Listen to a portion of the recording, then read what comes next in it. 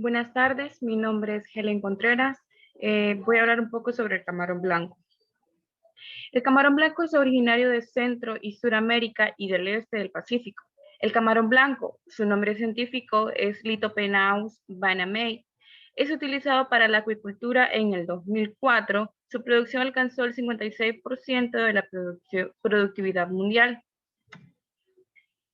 El camarón blanco tiene unas ventajas. Las ventajas de su utilización en la acuicultura se basan en su crecimiento rápido y una resistencia al virus de la mancha blanca, WSSB, mucho mayor que cualesquiera otra especie de camarón. Puede alcanzar tallas comerciales en un periodo de 2 a 3 meses, se adapta y crece rápidamente en agua dulce y agua salada.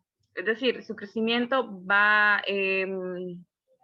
rápido y este puede ser de manera rápida lanzado al comercio, o sea, a la venta.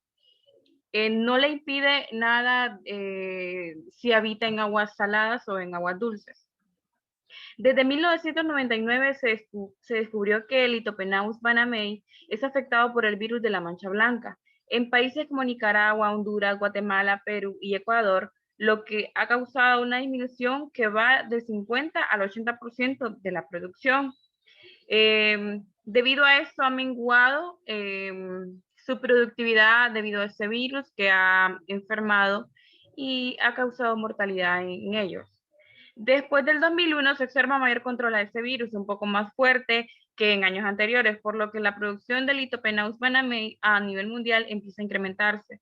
2 años después logran controlar este problema, esta situación, y al poder encontrar una solución a esto, su comercio, su producción empieza a crecer. Selección de reproductores. Hay que engordar el camarón hasta alcanzar un peso entre 35 a 40 gramos. Una vez seleccionadas las hembras y machos en una relación proporcional de 1 a 1, hay que colocarlos en las pilas previamente desinfectadas a una densidad de siembra de 5 camarones por metros cuadrados. Para seleccionar a los reproductores de camarón blanco es necesario considerar que los músculos del animal sean fuertes, que no presenten quebraduras en sus estructuras corporales, que sean muy activos y que estén libres de enfermedades o manchas de cualquier tipo. Su reproducción, cómo manipular las hembras. Luego tomar las pinzas y levantar un ojo. Previo a esa actividad es necesario desinfectar las tijeras con fuego hasta que se torne de un color rojo. Después lentamente cortar la base del ojo, procurando que la herida en la base del ojo quede completamente sellada. De esta manera se evita que el camarón pierda sangre y adquiera alguna enfermedad. Terminada la operación, se le baña con furazolidone de 2 a 3 partes por milla y se les coloca nuevamente en las pilas de maduración de una manera suave. Más o menos eso podemos tomarlo como una sanidad a manera de que esto no pueda causar ninguna infección o una enfermedad que pueda crearse en ellos. Entonces se hace este proceso para tratar en su reproducción. La alimentación en el proceso de la maduración. La alimentación de los reproductores es basada en 3 tipos: poliquetos o concentración de maduración, carne de concha o curil y calamar. De esto se alimentan ellos en su proceso de maduración. Las características biológicas de la larva. Estadio el núcleo. A la primera etapa después del nacimiento se le llama fase nuclear. Se desarrollan 5 estadios nucleares y su tamaño comienza desde los 0.3 milímetros hasta llegar al estadio de 5, en el que medirán 0.45 milímetros. En esta fase nuclear, los organismos no requieren de ningún tipo de alimento porque se sostienen de sus reservas vitalinas que las extraen del huevo. La forma del cuerpo de los náuseos es tipo pera y posee un fototropismo positivo, es decir, una respuesta positiva a la luz, y utilizan sus apéndices para nadar. Estadio de los maíces. Esta fase de desarrollo se divide en 3 etapas. La etapa del maíces 1, la longitud de su cuerpo es de 3 milímetros. La forma del nado cambia haciendo hacia atrás y requiere contraer su cuerpo para luego impulsarse. Es un poquito más complicado. En la etapa del MAICIS 2, alcanzó una longitud de 3.6 milímetros. El cuerpo del organismo mantiene una forma curva y su aspecto de nadar se mantiene similar al periodo del MAICIS 1. Siempre se debe realizar un recambio de agua continuo porque dentro de las 36 o 48 horas sucederá la metamorfosis a MAICIS 3. En la etapa de la MAICIS 3, la longitud es de 4.2 milímetros. En las etapas de MAICIS 1 y 2, el cuerpo del organismo mantiene una forma curva, la que se va reduciendo cuando entra en la etapa de la MAICIS 3. Se puede observar que el nado comienza a diferenciarse, pero no de manera tan notoria. Sus cambios a la manera de desplazarse o de nadar van evolucionando, pero no de una manera muy rápida. Estadio de postlarva.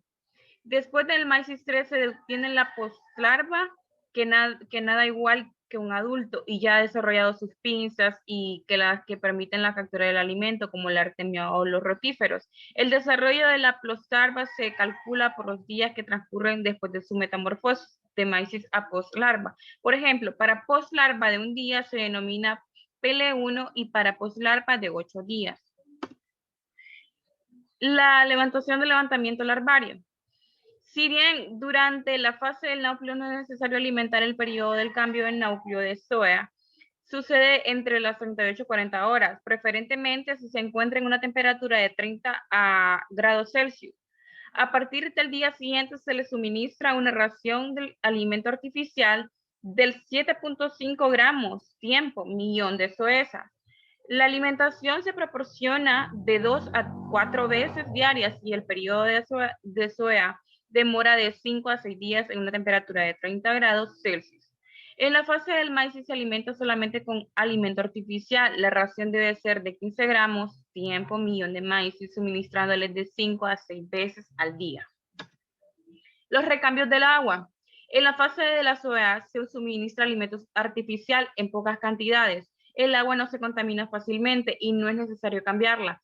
Contrariamente, en la fase del maíz, la cantidad del alimento va aumentando y es necesario realizar recambios de agua en una porción de un 50% diariamente, no completamente porque no se contamina del todo. El empaque. Para realizar el empaque se colocan 15 litros de agua en la bolsa plástica de 16 centímetros por 32 centímetros por 0.5 gramos dentro de una caja de cartón. Luego se depositan de 10 a 15 mil larvas. La cantidad depende del tamaño y se agrega una cantidad adecuada de artemia y oxígeno. Su transporte se realiza en tanques que tienen capacidad de almacenar de 1 a 2 toneladas. La siembra se da previo a la liberación de las larvas. Es importante colocar las bolsas flotando sobre el estanque por alrededor de 10 a 20 minutos, con el objetivo de equilibrar la temperatura tanto dentro de como fuera de la bolsa. Luego agregan poco a poco el agua del estanque dentro de la bolsa hasta que se mezcla homogéneamente. Luego permite que las larvas salgan de la bolsa lentamente hacia el estanque.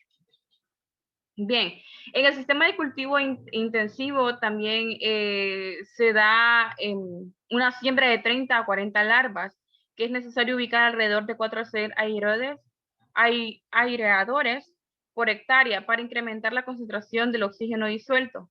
Se tiene que tomar en cuenta todos los parámetros físicos de la calidad del agua y químicos como ser su temperatura, su oxígeno disuelto, su pH, su salinidad y así tratar de evitar contaminaciones en el agua donde ellos habitan. Esto es todo. Muchas gracias por su atención.